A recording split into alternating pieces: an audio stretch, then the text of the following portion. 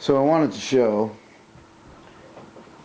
how I normally make these here seats, but it was just too many damn photos, so I said, you know what, I'm just going to make a video since I have this new fancy schmancy fucking camera.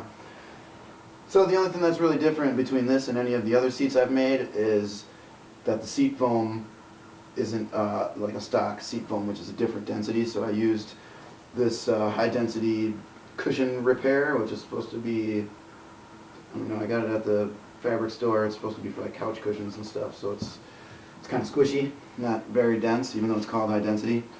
So basically where I'm at right here is I took this marine grade vinyl stuff and I made the pan, which just has bolts welded to it, and I took the foam is epoxied to the metal, just with 2-part epoxy, and then I wanted to have a nice flat, which is really not looking all that flat. Probably should have put some neoprene over it, but I'm going the cheaper route, and this is, you know, a $10 seat. So, yeah. Basically all I did is I sprayed the automotive trim adhesive because I had some lying around over the top of it, laid it down. Now, what I want to do is I want to get this whole thing as flat and squished as I possibly can, because you want the vinyl to be tight.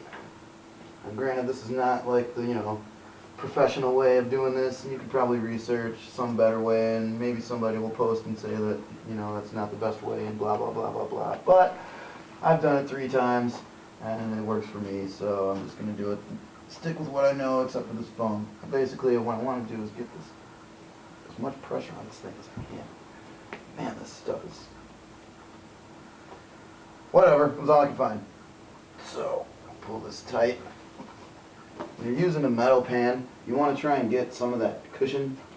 I don't know if you can really see it in the video, but what I'm doing is I'm squishing this down and then taking some of that and trying to fold it over the metal so that the vinyl doesn't rub on the metal. I mean, it's beveled and I sanded the shit out of it, but it's still kind of sharp enough to cut vinyl over time. So pull that tight. Perfect. Take my little self-tappers, find the hole, poke that right through with my finger.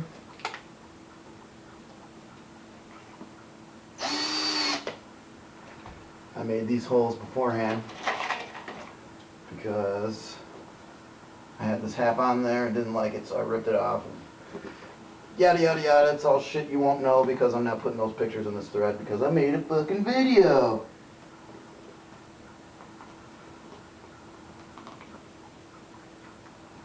But once these are in, then I'll go back, give myself some room, and then I'll go in here either with the epoxy or the hot glue gun with the industrial glue and just squirt adhesive in there.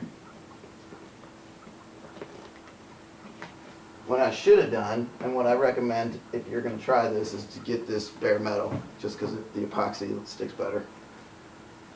But I was lazy.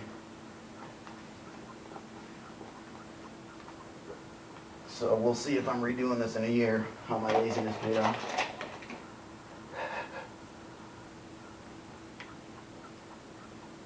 So yeah.